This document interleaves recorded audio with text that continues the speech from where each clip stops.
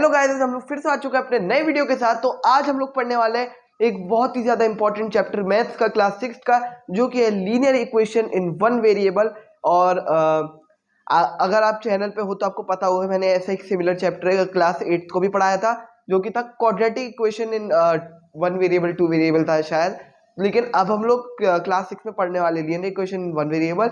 अगर आपको ये चैप्टर अच्छे से समझना है तो आप अलजेब्रिक एक्सप्रेशन देख लेना, और अगर वो देख चुके तो चलिए शुरू करते हैं फिर। ठीक है, तो सबसे पहले चैप्टर के नाम से शुरू करते हैं। तो देखो, अब मैंने पहली तुम लोग को कुछ छोटी मोटी टर्म्स बता दी थी, बताइए एक बार फिर से छोटा सा रिवीजन कर लो। इक्वेशन क्या होता है? देखो, अगर मैंने यहाँ पे लिखा है 2 + 3 = 7, ठीक है, सॉरी 5 है ना। 2 + 3 = 5 लिखा है मैंने, ठीक है। तो यहाँ पे ये जो इक्वल्स टू जब आ जाता है ये एक इक्वेशन बन जाता है, ठीक है। मैं कुछ भी लिखूं, जैसे मैं लिख दूं x + y =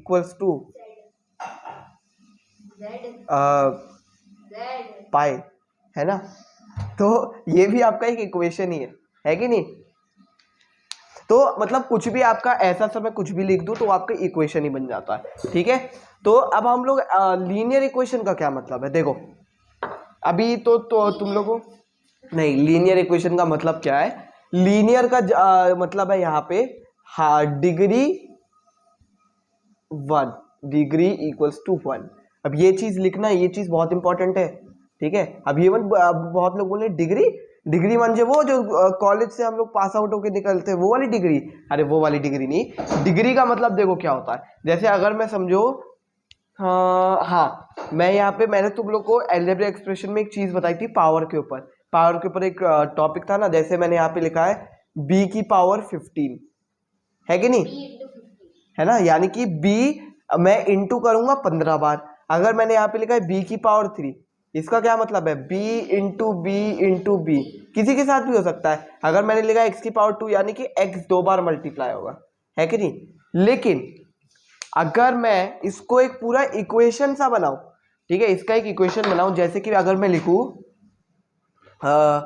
4 + 3 = 7, है कि नहीं। 4 + 3 = 7 लिखूं तो यहाँ पे देखो, यहाँ पे इनमें से है ना ये हम लोग को देखनी कि इनमें से हाईएस्ट पावर कितनी है कि नहीं। जैसे अब यहाँ पे देखो 4 की पावर कितनी है यहाँ पे। अब ये मत बोलना कि देखो 0 दिख रही है, 0 नहीं, ये 1 होती है, ठीक है। यहाँ पे 3 की पावर भी 1 है और 7 की भी पावर 1 है। समझ में आ रहा है? तो ये आपका क्या है? लीनियर इक्वेशन है। अब इसी को अगर मैं वेरिएबल के फॉर्म में देखूं, तो अगर समझो मैं यहाँ पे लिख दूं x + y = z, ठीक है। तो यहाँ पे देखो, यहाँ पे इसकी पावर क्या है? 1, इसकी पावर क्या है? 1, और इसकी पावर भी 1। समझ में आ रहा है? तो नहीं, लीनियर इक्वेशन का मतलब लीनियर का डिग्री 1 का मतलब क्या है? डिग्री का मतलब होता है पूरी इक्वेशन में हाईएस्ट पावर, ठीक है। डिग्री का क्या मतलब होता है? Highest power. समझ में आ रहा है? यानी इनमें से हाईएस्ट पावर कौन सी है? 1 ही तो है ना। सब में हाईएस्ट पावर 1 ही तो है। लेकिन अगर मैं इसको ऐसे कर दूं x² + y = z, अब यहाँ पे हाईएस्ट पावर 1 नहीं बची हुई, अब हाईएस्ट पावर क्या हो गई? अब 2 हो गई। तो ये लीनियर इक्वेशन नहीं है, ये लीनियर इक्वेशन है। समझ में आई मेरी बात? है ना, मतलब जैसे हम पहले करते थे वही है। हाँ, ठीक है। यानी कि आपको इसमें x² या y² या x³ y³ मतलब x की पावर या कोई भी इक्वेशन में ना पावर 1 से ज्यादा नहीं होनी चाहिए। अब बताओ मुझे, अगर हाँ पावर हाँ, मतलब सेम नहीं। अब जैसे मैं लिख दूं x² + y² = z², तो इसमें भी तो देखो ना, यहाँ पे हाईएस्ट पावर क्या जा रही है? 2 जा रही है। यहाँ हम लोग को हाईएस्ट पावर क्या चाहिए? 1 चाहिए ना, क्योंकि डिग्री हम लोग की 1 होनी चाहिए, तो हाईएस्ट पावर 1 होनी चाहिए। लेकिन इसमें तो 2 जा रही है ना। हाँ हाँ, वैसा होना चाहिए। मतलब यहाँ पे x² वगैरह नहीं आना चाहिए, सिर्फ 1 वगैरह मतलब पावर 1 होनी चाहिए, ठीक है। चलो एक अगर मैं आपको पूछूं कि हाँ बताओ।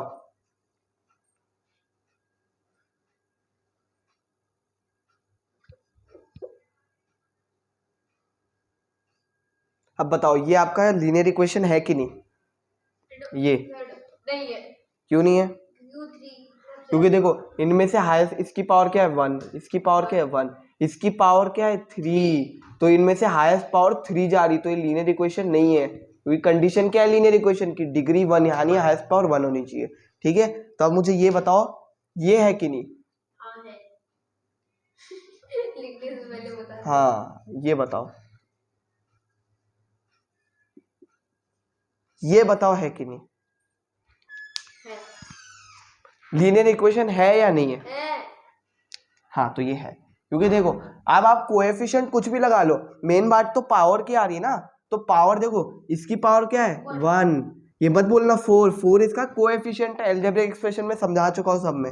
y इसकी पावर क्या है 1 है ना, कोएफिशिएंट ये है, तो ये देखो तो सबकी पावर 1 यानी हाईएस्ट पावर भी 1 है कि नहीं? तो लीनियर इक्वेशन है। अब समझ में आया खेल? ठीक है, अब इसी के इर्द गिर्द सब खेलेंगे।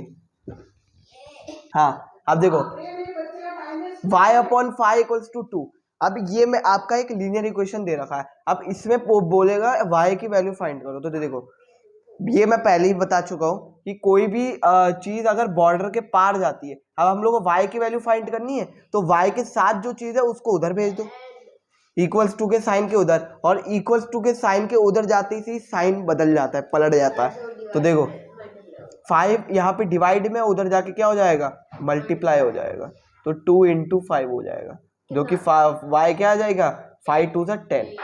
समझ में आया? तो ऐसी एक और कर लो, जैसे कि यहाँ पे दे रखा है अगर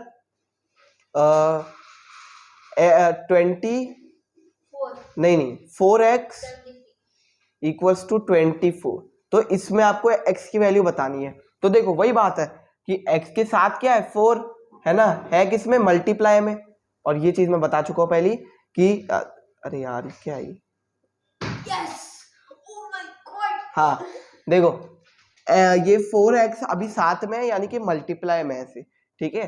तो अब देखो अगर मुझे x की वैल्यू निकालनी है तो मैं 4 को मल्टीप्लाई में उधर डिवाइड में भेज दूंगा, तो x इक्वल्स टू क्या हो गया 24 अपॉन 4, जो कि क्या आएगा x की वैल्यू 7 है 6। 8 हाँ सर चलो ब्रेक टाइम ठीक है, ब्रेक टाइम इंक कर लो। इंक नहीं, हाँ तो ये समझ में आया 6 आ गई वैल्यू। तो आपको ऐसे करना है, अब जैसे एक और कर लो, ये डिवाइड का हो गया, एक मल्टीप्लाई का हो गया, एक प्लस और माइनस का कर लो। अगर यहाँ पे लिखा है हाँ 4x minus 3 equals to 3x, अब इसमें बोला है कि x की वैल्यू फाइंड करो, तो कैसे करोगे? 4x minus 3 is equal to 3x। हाँ तो देखो इसमें क्या करते हैं ना, ऐसे क्वेश्चंस में हमेशा ऐसा किया करो कि दो जो सेम जैसी टर्म्स है उनको साथ मिलाया करो।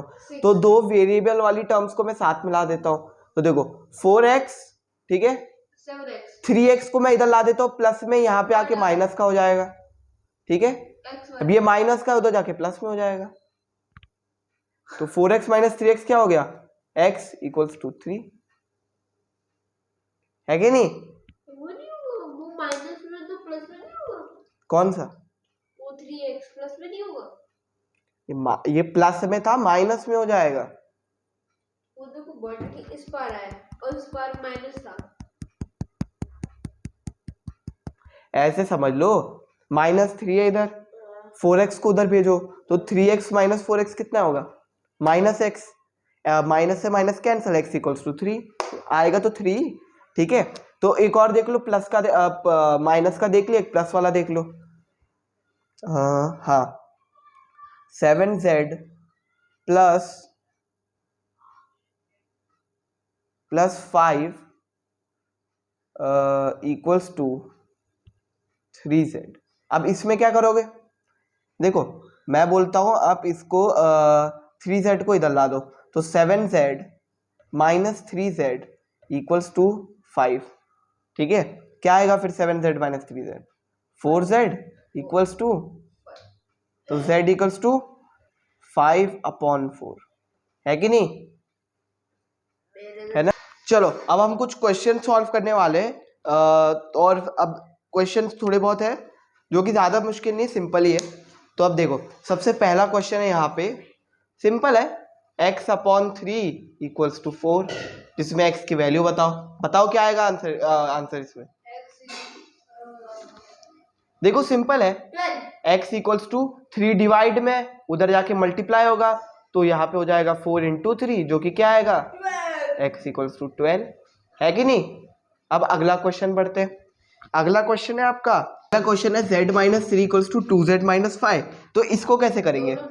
अब यहाँ पे देखो मैंने क्या बोला था कि ऐसे क्वेश्चंस में ना सेम टर्म वाले जो होते हैं, मतलब जो सिमिलर टर्म्स होती है उनको साथ मिला दिया करो। वेरिएबल को साथ मिला दो, कांस्टेंट को साथ मिला दो। तो z के पास में 2z को ला दो, 2z इधर आएगा, -2z हो जाएगा। नहीं, अब देखो 3 यहाँ पे किसका है, माइनस में है ना, उधर जाएगा 5 तो पहले से ही माइनस में, तो 3 क्या प्लस का हो जाएगा। ठीक है, तो अब देखो z-2z क्या आएगा, -z, साइन बड़े वाले का ना, है ना।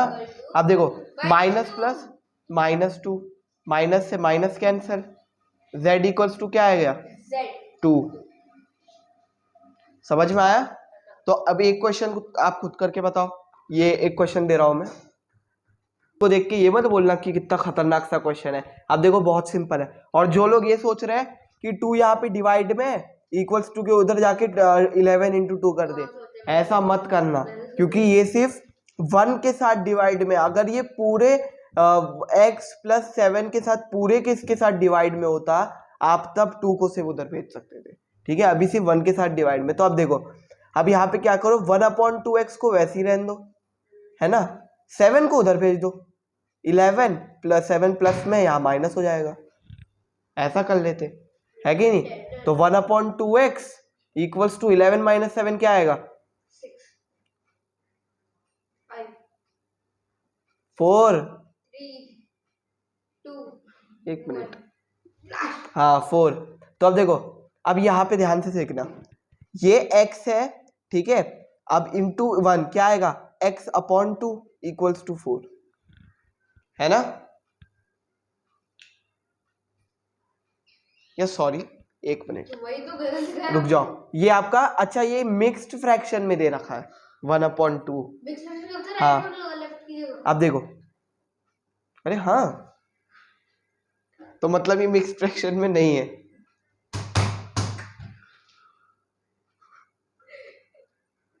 तो ये देखो x इंटू 1 आपका क्या आएगा x/2 इक्वल्स टू 4, ठीक है। तो अब 2 को उधर भेज दो, क्या हो जाएगा x इक्वल्स टू 8, ये आपका आंसर है। ठीक है, जैसे आप थोड़ा बहुत लेवल अप कर रहे हैं, तो जैसे अगर मैं यहाँ पे क्वेश्चन लिखूं, देखो सबसे पहले ऐसे क्वेश्चंस में क्या करते हैं ना, स्टेप वाइज तो धीरे धीरे करके सॉल्व करो। देखो सबसे पहले नहीं, सबसे पहले इसको अंदर की तरफ मल्टीप्लाई कर लो, इसको इसकी तरफ, इसको इनमें। तो देखो ये क्या हो जाएगा 3 इंटू एक्स 3x 3 2, तो 3 2 6 minus 2 into x 2x 2 into 1 +2, है ना, इक्वल्स टू 7। अब जो नंबर है उनको इक्वेट कर लो, क्या आएगा +6 +2 क्या आएगा 8, और जो वेरिएबल है 3x - 2x क्या आएगा x + 8 इक्वल्स टू 7। तो x इक्वल्स टू 7 - 8, है ना, +8 है उधर जाके माइनस हो जाएगा, x इक्वल्स टू -1। ठीक है, क्लियर। तो यहाँ पे हमारे सारे टॉपिक्स और चैप्टर ख़त्म होता है। तो जो भी आपने टॉपिक्स पढ़े या फिर जो भी चीज़ पढ़ी, आई होप आपको समझ में आई होगी।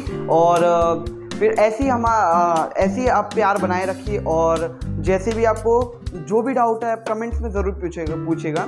तो stay amazing, be amazing and good bye from a man amazing.